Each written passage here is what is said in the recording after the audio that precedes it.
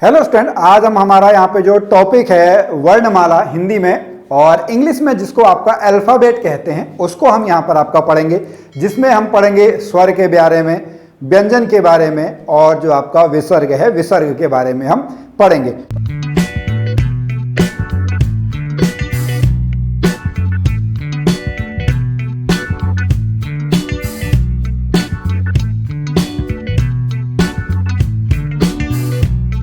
तो सबसे पहले जो भी आपकी ये भाषाएं हैं, ठीक है, चाहे वो इंग्लिश हो, उर्दू हो, पंजाबी हो या फिर आपका जो है हिंदी की अगर हम बात करें, ये जो है जब भाषाएं आपकी बोली जाती हैं उच्चारण के साथ, उसके बाद जब इनको लिखने की बारी आती है तो वहां पर जो है सबसे जो छोटी इकाई आती है वो आपका वर्ण आता है, ठीक है, और यहां से इसको वर्ण यानी जो आपका अल्फाबेट हुआ। अब यहां पर हम बात करते हैं जो भाषा है, वो भाषा जो है आपका संस्कृत के किससे मिलके बना है, संस्कृत के जो आपका है भाष से मिलके बना है, जिसका मतलब आपका क्या होता है, जिसका मतलब होता है बोलना, ठीक है। और यहां पर अगर हम बात करें जो आपका अगर इसकी जो अगर भाषा की जो सार्थक इकाई है, सार्थक इकाई वो आपकी क्या है, वो है आपकी वाक्य। यानी अगर हम बात करें, अभी हम वर्णमाला पे कैसे पहुंचेंगे देखते हैं। तो पहले आपका हो गया वाक्य, ठीक है, तो वाक्य से छोटा होता है उपवाक्य, उपवाक्य से छोटा होता है पदबंध, पदबंध से छोटा होता है पद, पद से छोटा होता है आपका क्या, वर्ण। यानी जो अगर हम बात करें जो भाषा की सबसे छोटी इकाई क्या होती है, ध्वनि। यानी ध्वनि जब आपका बोली जा रही है उच्चारण के समय उसको ध्वनि बोलेंगे, लिखते समय उसको आपका क्या बोलेंगे, लिखते समय उसको आपका जो है वो क्या बोलेंगे, वर्ण बोलेंगे। तो यहीं से आपका जो ये वर्ण है, इंग्लिश में मैंने जैसे आपको बताया, इंग्लिश में इसको क्या कहा जाता है, इंग्लिश में इसको आपका जो है अल्फाबेट जो है अल्फाबेट कहा जाता है। और यही वर्णों का जो एक समूह है स्वर और व्यंजन से मिलके जो आपका है उसको क्या कहा जाता है, उसको आपका जो है वो वर्णमाला कहा जाता है। क्या कहा जाता है, उसको आपका जो है वर्णमाला कहा जाता है। और अगर हम यहां पर उच्चारण के हिसाब से देखें, ठीक है, उच्चारण के हिसाब से अगर हम देखेंगे तो जो आपके यहां पर स्वर हैं वो आपके कितने हैं, वो आपके टोटल जो वर्ण हैं वो आपके 45 हैं, जिसमें 10 आपके स्वर हैं, 35 आपके व्यंजन है, यानी 10 आपके स्वर हैं और 35 आपके क्या है, 35 आपके व्यंजन होते हैं। लेकिन अगर हम यहां पर बात करें लिखने के आधार पर, तो लिखने के आधार पर जो है कुल मिला के आपके कितने आपके जो हो जाते हैं वर्ण, वो आपके 52 हो जाते हैं। कितने हो जाते हैं, 52, जिसमें स्वर जो हैं वो 13 है, 35 आपके क्या है, 35 आपके जो हैं 35 आपके व्यंजन है, ठीक है। अब यहां पर अगर हम थोड़ा सा जो है हम बात करेंगे आपके जो हमारे स्वर हैं, ठीक है, ये यहां पे स्वर और व्यंजन हम देख लेते हैं, ठीक है। स्वर जो है जैसे ओ, आ, ई बोलने में फर्क लग रहा है, छोटी ई बड़ी ई कहते हैं बचपन में, लेकिन उसमें छोटी ई बड़ी का मतलब छोटी ई, ये यहां पे आपको उसके आपका जो उच्चारण है उस पे आपको जो है वो ध्यान देना है। फिर ये यहां पे जो है 3 लिखे हुए हैं ये, ठीक है, तो ये वो जो आपका 10 + 3 वाला हिसाब है, तो उस हिसाब से ये आपके स्वर जो हैं वो टोटल आपके 13 हो गए। फिर उसके बाद आपका जो है ये व्यंजन आपके आगे, जिसमें क वर्ग, चौ वर्ग, टौ वर्ग जो है ये आपके आते हैं। फिर उसके बाद इसी को अगर हम देखेंगे प वर्ग है, ये पूरा का पूरा जो है, इसको भी हम डिटेल में पढ़ेंगे। अभी हम यहाँ पे जो है सीधा हमारा जो स्वर वाला पार्ट है, स्वर वाले पार्ट को हम लेके चलते हैं। और जैसे हमने पहले आपको बता दिया है, ठीक है, उच्चारण के आधार पर जो हमने वर्णमाला है उसको हम 2 भागों में डिवाइड करेंगे, स्वर और जो आपका क्या है स्वर और व्यंजन, ठीक है। अब स्वर किसको कहते हैं, ऐसे वर्ण जो आपके स्वतंत्र रूप से बोले जाते हों उनको क्या कहा जाता है, उनको आपका स्वर कहा जाता है। इनके लिए हमें किसी दूसरे वर्ण पे जो है, किसी दूसरे वर्ण पे आपका डिपेंड नहीं करना पड़ता है। लेकिन जो आपके व्यंजन होते हैं, ठीक है, व्यंजनों में हमें स्वरों की आवश्यकता पड़ती है। व्यंजन बोलने के लिए वही क ख ग घ, उनको बोलने के लिए हमें स्वरों की जो है, स्वरों की आपकी आवश्यकता क्या है, स्वरों की आवश्यकता होती है। अब जो ये स्वर हैं इनको हम आपका डिवाइड करेंगे अभी डिटेल में और हम यहाँ पे पढ़ेंगे। लेकिन स्वर जो है उच्चारण मात्रा के आधार पर अगर हम बात करें तो इनको दो भागों में आपका डिवाइड किया जाता है, ह्रस्व स्वर और आपका जो है दीर्घ स्वर। ठीक है, ह्रस्व मतलब छोटा मूल शब्द और दीर्घ स्वर यानी बड़ा, जिनके उच्चारण में आपका ज्यादा स्थान लगता हो। जैसे अगर हम ह्रस्व स्वर की बात करें, अ छोटी छोटा ऊ री, अ इ उ। या दीर्घ स्वर की बात करें, आ ई उ ए आई ओ औ। ये आपके क्या हो गए, ये आपके जो हैं ह्रस्व और दीर्घ स्वर जो हैं ये हो गए। आपके 4 हैं वो आपके क्या हो गए, ह्रस्व स्वर। 7 आपके क्या हो गए, 7 आपके जो हैं वो दीर्घ स्वर जो हैं वो दीर्घ स्वर आ गए। अब यहां पर अगर इनके उसकी बात करें,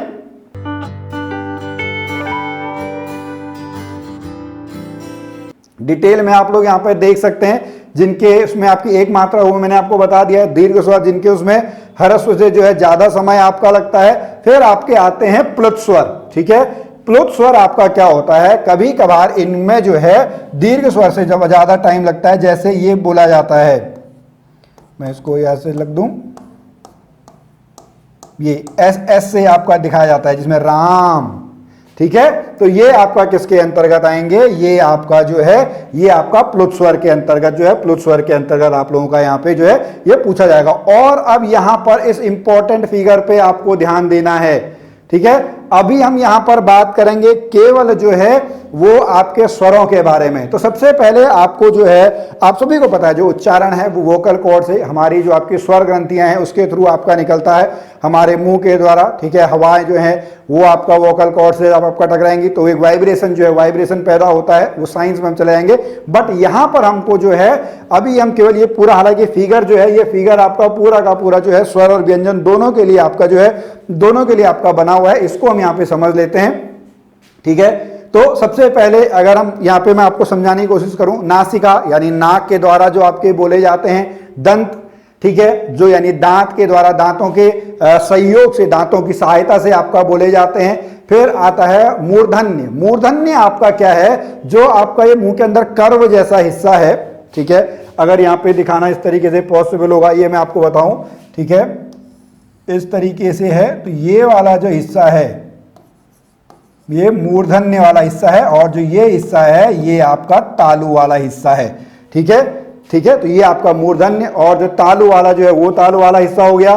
फिर होंठों की बारी आई, ओष्ठ, ये जो आपके 2 होंठ हैं, ठीक है, उनके बारे में यहाँ पे बन के आया। अब बारी आती है दंत्योष्ठ की। दंत्योष्ठ मतलब दांत और होंठों दोनों को मिला के, ओष्ठ केवल आपका जो है ये हो गया। तालव्य जो आपका तालु हो गया। कंठ तालव्य मतलब जो है, अच्छा कंठ मतलब गला, ठीक है, और कंठ तालव्य मतलब आपका क्या हो गया, जो गले और तालु दोनों से आपके जो है, दोनों से आपके बोले जाते हैं, वो आपका कंठ तालव्य में आता है। और ये बहुत आपका क्या है, ये बहुत इंपॉर्टेंट है जब भी आप अगर इसको पढ़ेंगे। ठीक है, जब भी आप इसको पढ़ें, इसका एक इसी तरीके का फोटो निकाल के जहां पर आप पढ़ रहे हैं उसके सामने आप इसको चिपका दें, तो आपको ये जो चीजें हैं ये आपको याद हो जाएंगी, और यहां से क्वेश्चन आपका जरूर बन के आता है। और आप लोगों को पता होगा आपका जो वर्णमाला है, यहां से क्वेश्चन आपके जो है वो जरूर जो है वो आपके बन के आएंगे। फिर थोड़ा सा आगे हम चलें, इस टेबल को जो है, इस टेबल को भी आप क्या कर सकते हैं, इस टेबल को आप याद कर सकते हैं। अभी आपको केवल जो है वो स्वर से रिलेटेड जो है, स्वर से रिलेटेड आपको चीजें जो है वो आपको याद करनी है। ठीक है, तो स्वरों के आपके हो गए। स्वरों में जो कंठ से आपका निकलता है वो आपका ओ और आ है। ठीक है, उसके बाद अगर तालु की बात करें, छोटी ई बड़ी ई। मूर्धा की बात करें तो री वाला जो पार्ट है, दंतों से लरी बोला जाता है, होंठों से ऊ और ऊ बोला जाता है। कंठ तालु ए आई आपका है, कंठ्योष्ठ जो है वो आपका ओ और औ जो है वो आपका इसमें जो है स्वर वाला है। इस पूरी टेबल को भी आप जो है याद कर सकते हैं। अगर इस पूरी क्लास में से आपको 2 चीजें जो अपनी स्टडी टेबल पे आपको लगानी है, तो यही जो आपका पेज है ये, और इससे पहले वाला जो मुख का आपका चित्र है उसको आप कर लेंगे, उतने में ही आपके क्वेश्चन जो है यहाँ पर जरूर आपके बन जाते हैं। आप लोगों ने देखा भी होगा कि भैया आपका दंत वाला व्यंजन कौन सा है, कंठ वाला कौन सा है, यहां से आपके जो क्वेश्चंस हैं वो क्वेश्चंस आप लोगों के जो हैं वो क्वेश्चंस आप लोगों के जो हैं बन के आते हैं। ठीक है, अब हम आगे चलें। अब हम बात करेंगे जो हमारे जीव के आधार पर जो स्वर हैं, जीव के आधार पर स्वरों को हम आपका डिवाइड करेंगे। जीव जो है उसके 3 हिस्से हैं, ठीक है, एक आगे वाला,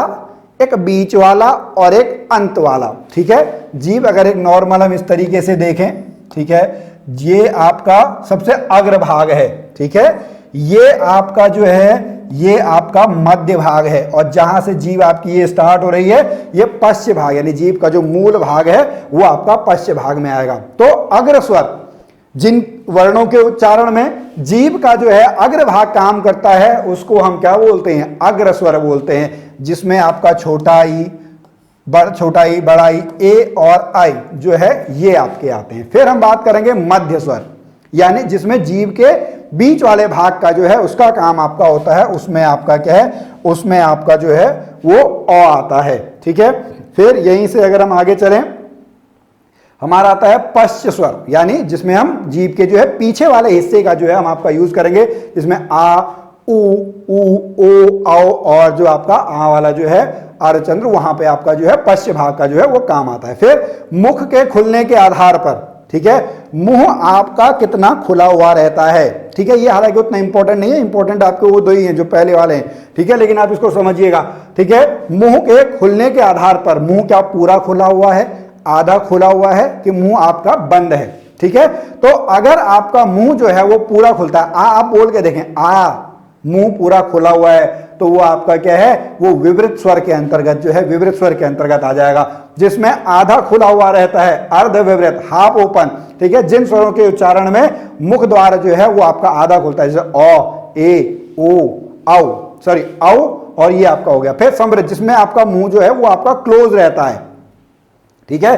तो क्लोज रहने में आपका जो है वो आपका समृद्ध, जिनमें स्वरों में मुख जो है वो आपका सबसे कम खुलता है, छोटी, बड़ी, छोटा हो, बड़ा हो, इस तरीके से यहां पर आप इसको जो है वो याद कर सकते हैं। फिर आता है आपका अर्ध समृद्ध, जिन स्वरों के उच्चारण में मुख द्वार जो है वो आधा जो है बंद रहता है, ए और ओ वाला जो है वो अर्ध समृद्ध के अंतर्गत जो है वो आते हैं। फिर हम चलते हैं हमारा जो है होंठों के आधार पर, जो हमारे होंठ बने हुए हैं, ऊपरी होंठ और निचला जो होंठ है, उस होंठ के आधार पर अगर देखेंगे तो अवृतमुखी और वृतमुखी, जिसमें आपका जो है वृत मतलब होता है सर्कल, आपने पढ़ा हुआ होगा सर्कल यानी गोल, तो वृतमुखी आपका क्या है, जिसमें होंठ जो हैं उनकी आकृति गोलाकार हो जाती है, उसको हम क्या बोलते हैं, वृतमुखी स्वर बोलते हैं। और जिनमें आपका जो है होंठ जो है वो आपके गोलाकार नहीं हो पाते हैं, जिनके उच्चारण में, उनको हम अवृतमुखी बोलते हैं। अब यहाँ पे अवृतमुखी को हम देखेंगे, अवृतमुखी में आपके कौन कौन से आए, अ, आ, ई, ए, आई, ठीक है, और वृतमुखी में उ, ओ, आओ, ये आपके किसमें आएंगे, ये आपके जो है वो आपका वृतमुखी जो है वृतमुखी में आपके आएंगे। अब हवा के आधार पर, हवा आपकी कहां से निकलती है, नाक से या मुंह से, उसके आधार पर अगर हम बात करेंगे तो निरोनासिक, अनुनासिक जो हैं वो आपके कहे जाते हैं।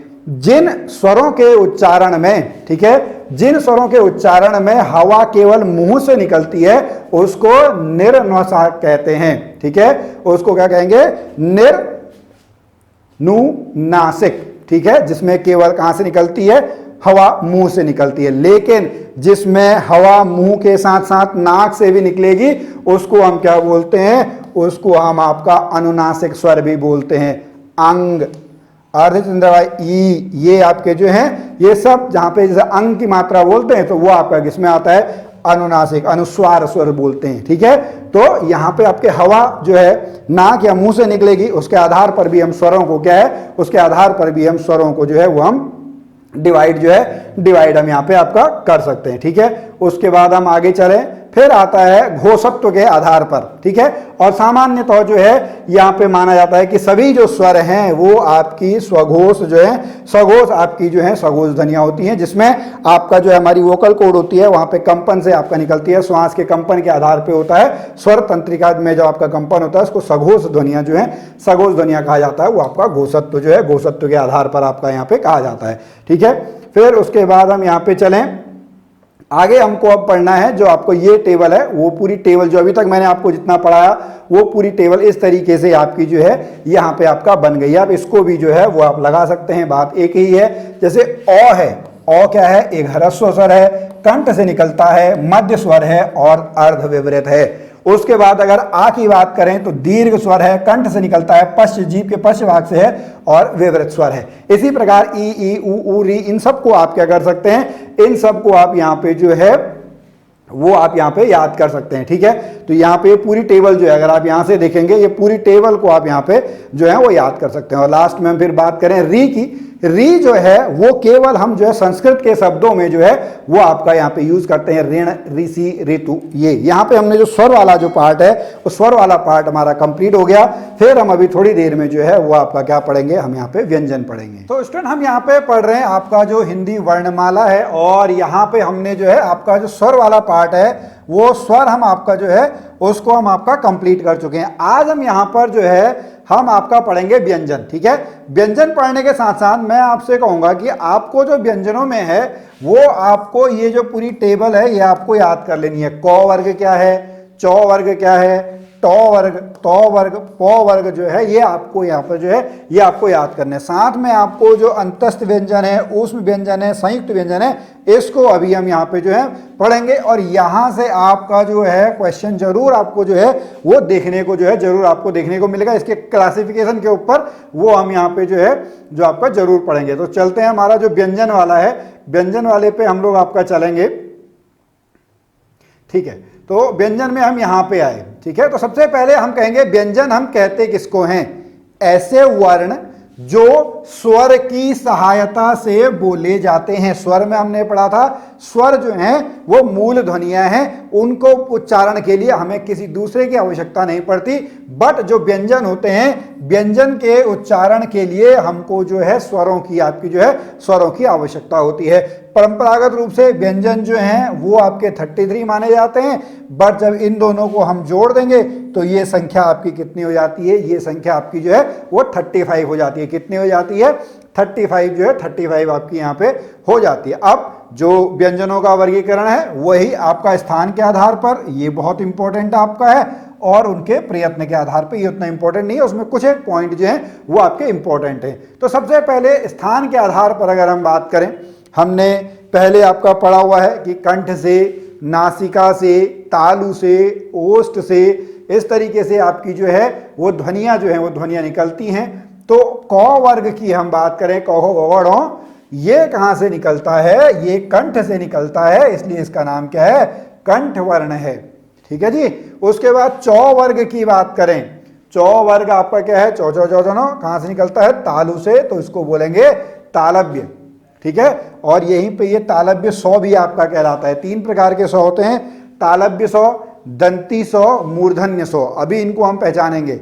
ठीक है, तालव्य सौ, दंती सौ और मूर्धन्य सौ, 3 सौ जो हैं वो 300 आपके होते हैं। उसके बाद मूर्धन्य यानी जो है आपका क्या होगा, जो है टौ वर्ग। ठीक है, क्या है, जो टौ वर्ग है, टो टो टो टो, ये मूर्धा से आपका, तो इसको क्या बोलते हैं, मूर्धन्य बोलते हैं। ठीक है, ये याद करना है। तौ वर्ग, तो दो दो दो नौ, ये दंत से जो है दांत के ऊपरी दांतों के निकट से जो है आवाज आपका निकलती है। इसी प्रकार पौ वर्ग जो है, पौ वर्ग ओष्ठ, और इससे आपका पूरा का पूरा निकलता है, ये आपको यहाँ पे याद करना है। फिर वो, फौ, ठीक है, हो, ये स्वर तंत्र, स्वर तंत्री आपके होते हैं। तो इस तरीके से आपको जो है इसका जो है पूरा का पूरा जो ये टेबल है, ये टेबल आप लोगों को जो है वो टेबल आप लोगों को यहाँ पे याद कर लेनी है। ठीक है, फिर उसके बाद अगर हम चलें प्रयत्नों के आधार पर, ठीक है, जहां पर आपका जो है स्पर्श व्यंजन आएगा, संघर्ष व्यंजन आएगा, स्पर्श संघर्ष है, अंतस्थ व्यंजन है, अयोग वा है, उत्प्रेक्षक है, और उसमें आपको ये याद करने, अंतस्थ वेरी इंपॉर्टेंट, इसको आप याद कर लेंगे। अंतस्थ व्यंजन जो हैं वो यो, रो, लो, वो। ठीक है, क्या आते हैं, यो, रो, लो, वो। दोबारा से हम आपका जो पहले पेज पे चलेंगे जहां पे हमारे पास पूरी जो टेबल है, ठीक है, वो टेबल है आपकी ये। ठीक है, तो ये हमने आपका पूरा देखा। यहाँ पे अंतस्थ आपका क्या है, यो, रो, लो, वो। ये आपके कौन से व्यंजन कहलाते हैं, ये जो हैं आपके अंतस्थ व्यंजन कहलाते हैं। कौन से व्यंजन कहलाते हैं, ये जो हैं आपके अंतस्थ व्यंजन कहलाते हैं, जिसमें यो और वो तो आपका अर्ध स्वर कहलाता है, रो जो है वो लुंठित कहलाता है, और लो जो है वो आपका पार्श्विक व्यंजन जो है पार्श्विक व्यंजन आपका कहलाता है। तो इसको अभी हम यहाँ पे समझेंगे, ठीक है। लेकिन उससे पहले हम यहाँ पे पढ़ लें आपका जो स्पर्शी व्यंजन है, ठीक है। स्पर्श मतलब टच, ठीक है। स्पर्श मतलब क्या होता है?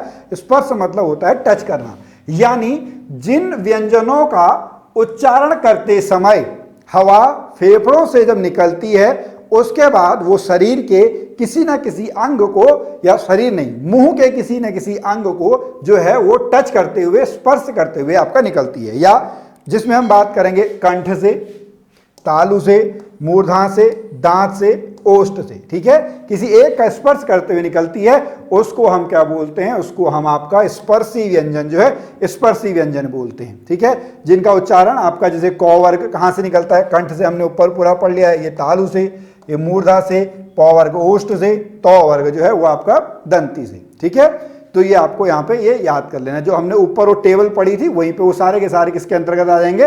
स्पर्शी व्यंजन जो है स्पर्शी व्यंजन के अंतर्गत जो है वो आ जाएंगे। उसके बाद घोषत्व हमने पहले भी पढ़ा हुआ है। घोषत्व यानी जो हमारी स्वर तंत्रिका है, स्वर तंत्रियां हैं, उनके कंपन के आधार पर, जिसमें आपका सघोष और अघोष होता है। अघोष अ मतलब नहीं, विलोम शब्दों में हम पढ़ेंगे, ठीक है। जिन ध्वनियों के उच्चारण में स्वर तंत्रियों का कंपन ना हो उसको हम क्या बोलते हैं? उसको हम आपका अघोष बोलते हैं। सघोष जिन ध्वनियों के उच्चारण में स्वर तंत्रियों का कंपन होता है उसको हम क्या बोलते हैं? सघोष बोलते हैं। अब ये वर्ग आपको याद करने हैं, क वर्ग, च वर्ग, प वर्ग, त वर्ग, ठीक है। तो हर वर्ग का जो पहला और दूसरा व्यंजन है वो आपका किसके अंतर्गत आएगा? वो आपका अघोष के अंतर्गत आएगा। किसके अंतर्गत आएगा? अघोष के। और तीसरा, चौथा और पांचवा, पहला दूसरा अघोष के अंतर्गत, तीसरा चौथा पांचवा जो है वो आपका किसके अंतर्गत आएगा? सघोष के अंतर्गत। समझें कहां पर? यहां पर ये, ठीक है। कोई भी एक आप ले लो, पहला 5 होते हैं ना, 1 2 3 4 और 5, ये दो ये अघोष के अंतर्गत, ये 3 4 5 ये सघोष के अंतर्गत। किसके अंतर्गत? जो है सघोष के अंतर्गत। तो वहां पर हमने जो है आपका यहां पे पढ़ लिया है सघोष और अघोष। तो आपको याद करना है, अघोष मतलब पहला और दूसरा, सघोष मतलब तीसरा, चौथा और पांचवा। उसके बाद प्राणत्व के आधार पर, प्राणत्व के आधार पर भी दो होते हैं, अल्प प्राण और महाप्राण। क्या होंगे? अल्प प्राण और आपका जो है महाप्राण। यानी अब जब है जिन व्यंजनों के उच्चारण में मुख से कम हवा निकलती है, अल्प मतलब क्या होता है? अल्प मतलब होता है कम। अगर हवा कम निकले तो अल्प प्राण बोलते हैं। महाप्राण किसको बोलेंगे? जिसमें अधिक हवा निकले। तो भाई अल्प प्राण में पहला, तीसरा और पांचवा व्यंजन आता है, महाप्राण में दूसरा और चौथा आता है। वही आप उसको जो है वो टेबल से आप यहाँ पे समझ लेंगे। साइड में आप पढ़ते वक्त टेबल भी जो है साइड में रख सकते हैं, नहीं तो उस टेबल को पहले अपनी जो नोट्स कॉपी है वहां पे आप बना लेंगे, ठीक है। ये आपका यहाँ पे जो है अल्प प्राण और जो है महाप्राण जो है वो बन गया। वो आप इस टेबल को भी जो है वो आप यहाँ पे जो है वो समझ सकते हो, ठीक है। पहला, तीसरा, पांचवा वो अल्प प्राण के अंतर्गत आता है, दूसरा और चौथा जो है आपका महाप्राण के अंतर्गत आता है। इसमें जो है आपका हवा जो है वो कम, इसमें हवा जो है मुंह से वो आपकी क्या होती है? वो आपकी ज़्यादा होती है। इसी तरीके से आपको छोटे छोटे पॉइंट आपको याद करने हैं, क्योंकि आपको एग्जाम की दृष्टि से यहाँ पर सारी चीज़ें नहीं, आपको जो मल्टीपल चॉइस क्वेश्चंस हैं, जो बहुविकल्पीय प्रश्न हैं, वहाँ पर आपको एक आंसर चूज करना है। तो आपको उस तरीके से यहाँ पे जो है वो चीज़ें जो है आपको यहाँ पे याद करनी पड़ेंगी, ठीक है। इसी के अंतर्गत अगर हम बात करें अंतस्थ वर्णन, वो अल्प प्राण के अंतर्गत आते हैं। ऊष्म जो वर्ण हैं वो आपके किसके अंतर्गत आते हैं? वो आपके महाप्राण के अंतर्गत आते हैं। किसके अंतर्गत आते हैं? महाप्राण के अंतर्गत, ठीक है।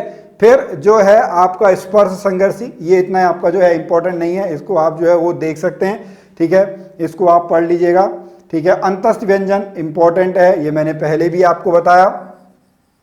4 जो हैं वो अंतस्थ वर्णन आपके होते हैं, व्यंजन होते हैं, य, र, ल, व, ठीक है। तो यहां पर जो य है ये कहां पे आएगा? ये तालव्य से निकलता है, ठीक है। र और जो ल हैं ये दंत मूल से जो है, दंत मूल से आपके निकलते हैं। वो जो है वो दंतोष्ठ जो है वहां से आपका निकलता है। और ये किसके अंतर्गत आते हैं? ये सघोष और अल्प प्राण के अंतर्गत आते हैं। ऊपर हमने 2 कैटेगरी पढ़ी थी, सघोष और अघोष। और अल्प प्राण और महाप्राण। तो य और ल व जो हैं वो आपके किसके अंतर्गत आते हैं, वो आपके अल्प प्राण जो है, अल्प प्राण के अंतर्गत जो है वो आपके आते हैं। ये मैंने आपको पहले ही बताया कि य और वो ये किसके अंतर्गत आता है, ये अर्ध स्वर के अंतर्गत आता है। यानी ध्वनि जो कभी स्वर के अंतर्गत आए या और कभी आपका व्यंजन के अंतर्गत आए उसको हम अर्ध स्वर जो है, अर्ध स्वर हम बोलेंगे। लुंठित किसको बोलते हैं, जिस वर्ण के या जिस व्यंजन के उच्चारण में जीभ तालु से लुढ़क कर स्पर्श करे, यानी वहां पर आपका जो है घर्षण भी आपका लगे, तो वो आपका जो है लुंठित के अंतर्गत जो है, लुंठित के अंतर्गत आता है। इसी प्रकार जो पार्श्विक है, उच्चारण जो है पार्श्व मतलब होता है बगल से जो है वो आपका निकल जाए, ठीक है, तो वो आपका यो रो लो वो ये आपको जो है याद करने हैं। अंतस्थ व्यंजन के अंतर्गत किसके अंतर्गत आएंगे, ये आपका जो है अंतस्थ व्यंजन के अंतर्गत जो है वो आपके यहाँ पे आएंगे। उसके बाद ऊष्म व्यंजन, ठीक है, ऊष्म व्यंजन जो है वो किसके अंतर्गत आते हैं, हमने पढ़ा अघोष और महाप्राण के अंतर्गत। किसके अंतर्गत आते हैं, अघोष और महाप्राण के अंतर्गत आते हैं। इसमें सौ सौ सौ और ह जो है वो आपका होता है। ये जो है सौ, ये किसके अंतर्गत आएगा, ये तालु सौ आता है, तालव्य सौ, ठीक है, ये आपका मूर्धन्य सौ, ये सौ आपका वर्त सौ, या इसको क्या बोलते हैं हम, दंती सौ बोलते हैं। तीन प्रकार के मैंने आपसे शुरू में कहा था, तालव्य सौ, मूर्धन्य सौ और दंती सौ। साथ में आपका जो है हो आता है, ये भी आपका जो है, जो ये तीन हैं ये आपके आ गए अघोष और महाप्राण के अंतर्गत। लेकिन जो हो है वो सघोष और महाप्राण के अंतर्गत जो है, सघोष और महाप्राण के अंतर्गत आता है। अब ऊष्म व्यंजन कहते हैं किसको हैं, वही जिन व्यंजनों का उच्चारण करते समय वायु मुख के किसी स्थान पर घर्षण या रगड़ का कर निकले और ऊष्मा यानी हीट जो है वो गर्मी आपका पैदा करें। रगड़ यानी घर्षण आप लोगों ने विज्ञान में जो है वहाँ पे पढ़ा होगा, ठीक है, बट उतना आपको डेफिनेशन से आपको उतना नहीं रखना चाहिए। आपको जो है वो ये जो चार हैं, सौ सौ सौ और ह जो है ये आपको जो है वो पढ़ने चाहिए। उत्प्रेक्ष आपका जो है उतना इंपॉर्टेंट नहीं है, ठीक है। उत्प्रेक्ष व्यंजन में ये दो हैं, वही कौन, जो 33+2 वाले जो हैं, ये 2 कौन से हैं, ये 2 आपके यही हैं, तभी ये आपका किसके अंतर्गत आ जाते हैं, ये उत्प्रेक्ष जो आपका व्यंजन है उसके अंतर्गत जो है वो आपका आ जाते हैं। इनको आपका जो है द्विगुण भी कहा जाता है। क्या कहा जाता है, इनको आपका जो है द्विगुण व्यंजन भी जो है, द्विगुण व्यंजन भी आपका कहा जाता है। फिर कुछ आगत यानी हमने कहाँ से लिए, बाहर से लिए, ठीक है। इसमें आपका जो है ये पॉइंट का विशेष ध्यान रखना है। इसको जैसे अखलाख बोलते हैं, ख आवाज वैसे निकलती है, ठीक है।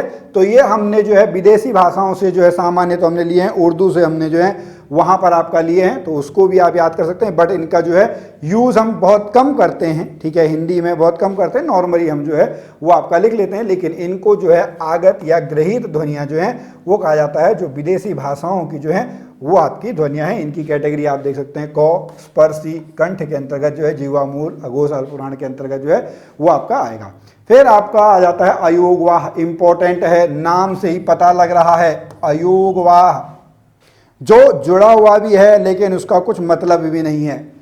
इसके अंतर्गत जो अनुस्वार है और जो विसर्ग है, ठीक है, जब हमने स्वर जब स्वर हमने पढ़े थे तो अ, आ, इ, उ, री, ए, आई, ओ, औ के बाद आपका आता है अंग और अह, ठीक है, ये आपका हो गया अनुस्वार, अंग की मात्रा, ये आपका क्या हो गया, ये आपका विसर्ग हो गया। लेकिन जब हम जो आपके व्यंजन वर्णमाला है, जब व्यंजन वर्णमाला को लिखते हैं तो इनको पहले स्थान दिया जाता है, कंग, कह, फिर आता है क, का, की, कु, के, कई, को, कौ। ऐसे ख से क्या बनेगा, खंग, ख, ख, खा, खी, इस तरीके से आपका बनेगा। तो जब आपका जो है संयुक्त हम वहाँ पे वर्ण बनाएंगे, पूरी वर्णमाला जो है वो हम बनाएंगे, तो ये पहले आपके आते हैं। और इनको आपका क्या कहा जाता है, इनको जो है वो आपका अयोगवाह कहा जाता है। जब हम अ का आधार लेकर उसके ऊपर आपका जो है इसकी बिंदी आपकी लगा दें तो वो आपका अनुस्वार के अंतर्गत आ जाएगा, किंतु ये स्वर ध्वनियाँ नहीं है, ठीक है। इनका उच्चारण कहाँ पे आता है, व्यंजनों की तरह जो है, व्यंजनों की तरह करा जाता है, स्वर के अंतर्गत करा जाता है। लेकिन ये आपका क्या है, ये आपके व्यंजन भी नहीं है, ना तो ये स्वर ना ये व्यंजन। लेकिन गणना कहाँ पे होती है इनकी, गणना इनकी जो है वो कहाँ पे होगी, गणना स्वरों में ही होती है। आपको याद करना है अनुस्वार और विसर्ग, ठीक है। ये अनुस्वार हो गया, ये आपका ये हो गया। अब इनको अयोगवाह क्यों कहते हैं, योग मतलब जुड़ा, तो जुड़े न होने के पर भी साथ साथ रहें तो उसको हम क्या बोलेंगे, उसको हम जो है वो आपका अयोगवाह जो है, अयोगवाह हम लोग आपका कहते हैं। फिर आता है जो है जब हम नाक से आवाज निकालते हैं, वायु के नासिका से निकलने पर, जिसमें आपका नासिक और निर्नासिक जो ध्वनियां हैं वो आपका आती है। इसको आपको याद कर लेना है, मौखिक ध्वनियां, नासिक ध्वनियां, अनुस्वार हमने पढ़ा। अर्धचंद्राकार, ये भी आपको यहाँ पे याद करना है। ये क्या होता है, अर्धचंद्राकार, ठीक है। इसमें जो अंतिम नासिक ध्वनियों में अणो, यो, णो, नो, मो, ये किसके अंतर्गत आते हैं, ये आपका नासिक के ध्वनियों के अंतर्गत जो है वो आपकी आती हैं। आगत व्यंजन हमने पढ़ लिए भाई, जो हमने विदेशों से जो है विदेशी भाषाओं की ध्वनियाँ जो है हमने आपका ली थी। अब आता है इंपॉर्टेंट, फिर से एग्जाम में ये बहुत पूछा जाता है, ठीक है। तो आपको ये भी देखना है, अभी जब हम पेपर करेंगे, प्रीवियस ईयर क्वेश्चन करेंगे, एमसीक्यू प्रैक्टिस करेंगे, तब आपको पता लगेगा एमसीक्यू किस तरीके से जो है वो आपके पूछे जाते हैं। तो संयुक्त व्यंजन का जब स्वतंत्र प्रयोग होता है उसमें आपके जो हैं वो होते हैं क्ष, त्र और ज्ञ। ये किस किस से, और स्र जो है ये किस किस से मिलके बने होते हैं। अक्ष किससे मिलके बना होता है, क प्लस सौ। त्र किससे मिलके बनता है, त प्लस र, तो में हलंत की मात्रा है। ज्ञ किससे मिलके बनाता है, ज और य। स्र किससे मिलके बना है, स और र। ये भी आपको याद करना है, ठीक है। इसको आपको जो ये पूरी ये है, इसको आपको यहाँ पे चारों को आपको याद करना है, ठीक है। बहुत बार पूछा जाता है ये लाइन। अक्ष किस किस से मिलके बना है, क और सौ से मिलके बना है। त्र त और र से, ज्ञ ज और य से। स्र आपका जो है जैसे श्रमिक, ज्ञानी, त्रिशूल, कक्षा, ये सब इनसे मिलके बने हुए जो हैं वो आपके क्या हैं, वो आपके शब्द इनसे बने। इनको क्या कहते हैं, इनको कहते हैं संयुक्त व्यंजन, ठीक है। संयुक्त व्यंजन, संयुक्त मतलब साथ साथ में, यानी जब आपका जो है दो या दो से अधिक व्यंजनों का संयोग रहा हो, मेल हो, तो वो आपका संयुक्त व्यंजन जो है वो संयुक्त व्यंजन आपका बन के आता है, ठीक है। तो वो आप देख सकते हैं, ठीक है। ये आपका इतना ही नहीं है, फिर ये भी आपका उतना इंपॉर्टेंट नहीं है, व्यंजन द्रव्य जो है। फिर ये कुछ एक पॉइंट्स जो हैं, इन पॉइंट्स को आप लोग जो पढ़ लेंगे बाद में, जब इनके साथ हम जब एमसीक्यू करेंगे तो एमसीक्यू में आप लोगों को जो सारी चीज़ें हैं वो आपको यहाँ पे जो हैं वो सारी चीज़ें आपको समझ में आ जाएंगी। तो बेसिक दोबारा से हम चलें, जो आपका यूनिट है उस यूनिट में वर्णमाला जो आपकी यूनिट है, ठीक है। तो उस वर्णमाला यूनिट में अगर हम देखेंगे, हमने आपका स्वर और व्यंजन जो है, स्वर व्यंजन हम लोगों ने आपका जो है वो पढ़ लिया है, ठीक है। तो यहाँ पर जब हम अगली बार पढ़ेंगे तो इसके जो है एमसीक्यू हम लोग करेंगे, आप लोग इसको समझिएगा। कहीं पर कोई भी कन्फ्यूजन होता है तो आप निश्चित तौर पर हमसे पूछ सकते हैं। हम फिर मिलेंगे आपसे अगली क्लास में, तब तक के लिए नमस्कार।